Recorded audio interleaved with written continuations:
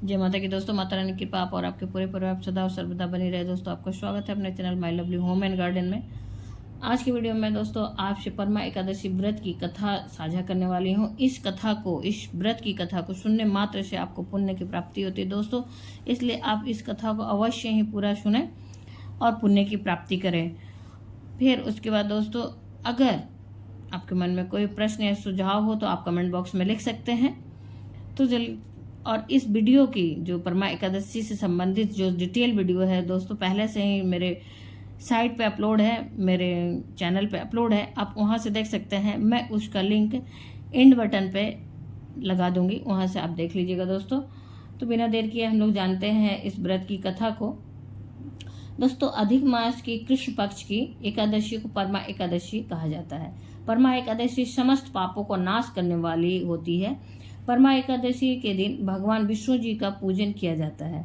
जो मनुष्य इस दिन भगवान श्री हरि विष्णु जी का पूजा करता है उसे बैकुंठ की प्राप्ति होती है।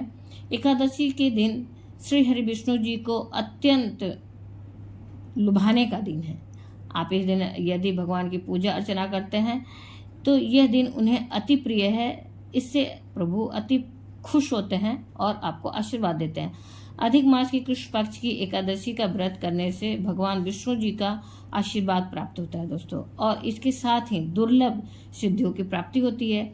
इस एकादशी में अगर आप सोना दान करते हैं, विद्या दान करते हैं या अन्न दान करते हैं, भूमि दान करते हैं, गौ दान करते हैं, तो इन सब चीज़ों के दान का विशेष प्रावधान है। परमा एकादशी के दिन सुबह ब्रह्म मुहूर्त में उठकर स्नान आदि कर सूर्य देव को अर्घ्य दें। भगवान विष्णु जी की प्रतिमा अथवा फोटो को साफ करके धूप दीप नैवेद्य आदि अर्पित करें। पूरे विधि विधान से श्री हरि विष्णु जी की पूजा करें। आराधना करने पूजन के पश्चात परमा एकादशी की कथा सुने। एकादशी का व्रत द्वादशी के दिन पारण मुहूर्त में खोला जाता है। द्वादशी के दिन ब्राह्मणों को फलाहार का भोजन कराएं और जो आप शुद्ध सात्विक भोजन बनाए हैं उसका भोजन कराएं। उसके पश्चात उन्हें दान दें और उन्हें दान दक्षिणा देने के बाद उनकी विदाई करने के बाद उनके चरण स्पर्श करें। उसके बाद उनकी विदाई करें। उसके पश्चात दोस्तों स्वयं भोजन ग्रहण करें। तो दोस्तों आइए अब हम शुरू करते हैं परमा एकादशी की कथा। एक बार श्री कृष्ण भगवान से युधिष्ठिर को सभी एकादशी का महत्व तथा विधि विधान के बारे में जानकारी मिल रही थी।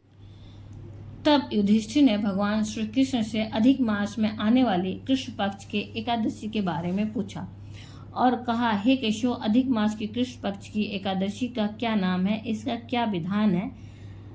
फिर उसके बाद इस व्रत के बारे में विस्तार से कृपया आप बताएं। तब श्री कृष्ण जी बोले, हे युधिष्ठिर, अधिक मास में कृष्ण पक्ष की एकादशी परमा एकादशी, पुरुषोत्तमी एकादशी या कमला एकादशी कहलाती है। वैसे तो हर वर्ष 24 एकादशी होती है, परंतु 3 वर्ष में एक बार अधिक मास आता है। उस वर्ष एकादशी की संख्या 26 हो जाती है।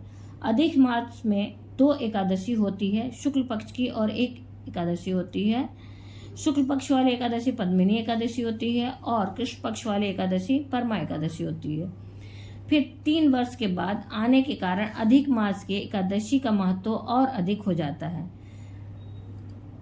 कापिल्य नगरी में सुमेधा नामक ब्राह्मण अपनी पत्नी के साथ निवास करते थे। ब्राह्मण बहुत धर्मात्मा तथा पत्नी बहुत पतिव्रता स्त्री थी। ब्राह्मण का परिवार बहुत सीधा साधा, सदाचारी तथा धर्म कर्म में विश्वास करने वाले थे। दोनों पति पत्नी स्वयं भूखे रहकर भी अपने अतिथि की सेवा पूरे मन से करते थे। धन की कमी के कारण एक दिन ब्राह्मण अपनी पत्नी से कहते हैं, प्रिय, मैं धन कमाने के लिए परदेश जाना चाहता हूँ। इतने कम धन में घर का गुजारा नहीं चलता है। मैं कुछ दिन परदेश जाकर धन कमा लूँगा, फिर वापस आकर हम अपना जीवन खुशी खुशी व्यतीत करेंगे। तुम मेरे पीछे से अपना ध्यान रखना। ब्राह्मण की पत्नी ने कहा, मनुष्य जो कुछ पाता है वह अपने भाग्य से ही पाता है। अवश्य ही हम लोग पिछले जन्म में कुछ बुरे काम किए होंगे जिसके कारण हमें गरीबी मिली है। हे नाथ, यही रहकर अपना ध्यान अच्छे कर्मों में लगाइए। बाकी जो प्रभु की इच्छा होगी वही होगा। पत्नी की बात ब्राह्मण को जच गई और उसने परदेश जाने का विचार त्याग दिया। एक दिन संयोगवश वहां से कौटिल्य ऋषि गुजर रहे थे।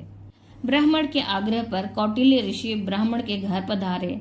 ऋषि कौटिल्य को अपने घर में देखकर दोनों पति पत्नी अति प्रसन्न हुए। उन्होंने कौटिल्य ऋषि की खूब आवभगत किया। उनका सेवा भाव देखकर कौटिल्य ऋषि बहुत खुश हुए और पति पत्नी द्वारा गरीबी दूर करने का उपाय पूछने पर कौटिल्य ऋषि उन्हें मलमास के कृष्ण पक्ष में आने वाली परमा एकादशी का व्रत करने की सलाह दिया। परमा एकादशी के दिन प्रातः काल नित्य कर्मों को करके स्नान ध्यान करने के बाद विधान पूर्वक पंचरात्रि व्रत को आरंभ करना चाहिए। जो मनुष्य 5 दिन तक निर्जल व्रत करते हैं वे अपने माता पिता तथा पत्नी सहित स्वर्ग लोक को जाते हैं। जो मनुष्य 5 दिन तक संध्या को भोजन करते हैं वे स्वर्ग को जाते हैं। जो मनुष्य स्नान करके 5 दिन तक ब्राह्मणों को भोजन कराते हैं वे समस्त संसार को भोजन कराने का पुण्य प्राप्त करते हैं दोस्तों। और जो मनुष्य अश्व दान करते हैं उन्हें तीनों लोकों का दान करने का फल मिलता है। इस व्रत में जो मनुष्य तिल का दान करते हैं उन्हें तिल की संख्या के बराबर वर्षों तक वैकुंठ में रहने का सौभाग्य प्राप्त होता है।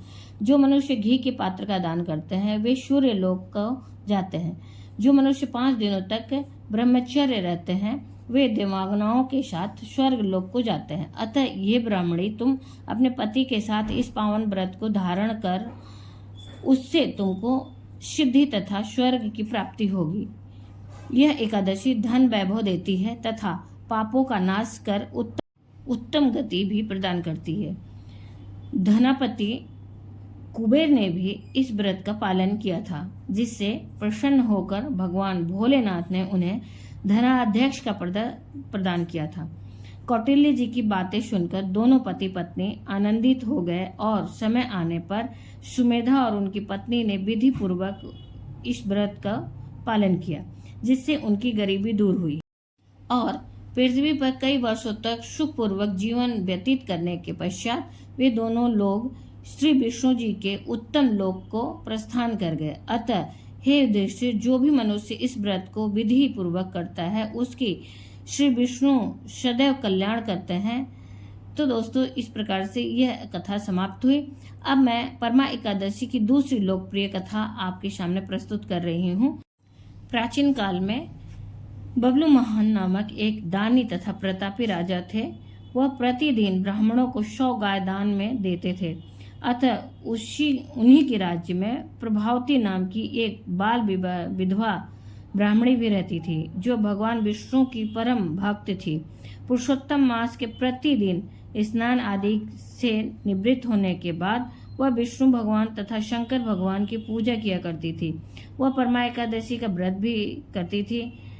फिर उसके बाद दोस्तों, दैवयोग से राजा तथा बाल विधवा की मृत्यु एक ही दिन हुआ। दोनों एक साथ धर्मराज के दरबार में पहुंचे। धर्मराज ने उठकर उनका स्वागत किया, लेकिन जितना उन्होंने विधवा ब्राह्मणी की सेवा की उतना राजा का सत्कार नहीं किया। राजा को अपने दान पुण्य पर जो भरोसा था उसके प्रति उनको अपना अपमान लगा तथा ब्राह्मणी का सम्मान देकर राजा आश्चर्यचकित रह गए। उसी समय चित्रगुप्त आकर प्रभावती तथा राजा के कर्मों के अनुरूप प्रभावती को श्री विष्णु लोक ले गए और राजा को स्वर्ग लोक ले गए। फिर राजा को इस पर और अधिक आश्चर्य हुआ। उन्होंने धर्मराज से इसका कारण पूछा। तब धर्मराज ने प्रभावती तथा द्वारा पुरुषोत्तम मास में परमा एकादशी व्रत करने की बात बताई। धर्मराज ने कहा, प्रभावती हर वर्ष परमा एकादशी का व्रत करती थी। परमा एकादशी व्रत के कारण ही इन्हें वैकुंठ लोक की प्राप्ति हुई है। जो मनुष्य परमा एकादशी व्रत करते हैं वह वैकुंठ लोक को प्राप्त करते हैं दोस्तों। तो इस प्रकार से यह कथा समाप्त हुई। आशा करते हैं कि दोनों ही कथा आपको अच्छी और उपयोगी लगी होगी दोस्तों। अगर आपको ये उपयोगी लगी तो अपने फ्रेंड्स और फैमिली में भी ज़्यादा से ज़्यादा शेयर करें। आप मेरे चैनल पर नए हैं तो मेरे चैनल को सब्सक्राइब करें, बेल नोटिफिकेशन अवश्य ही दबाएं दोस्तों। और कोई भी जानकारी आपको अच्छी लगी हो तो लाइक अवश्य ही करें। फिर कोई प्रश्न या सुझाव तो कमेंट बॉक्स में लिख सकते हैं। फिर मिलते हैं दोस्तों एक नई जानकारी के साथ नए वीडियो में। तब तक के लिए जय माता की, माता रानी की कृपा आप और आपके पूरे परिवार सदा और सर्वदा बनी रहे दोस्तों। धन्यवाद दोस्तों। हर हर महादेव दोस्तों।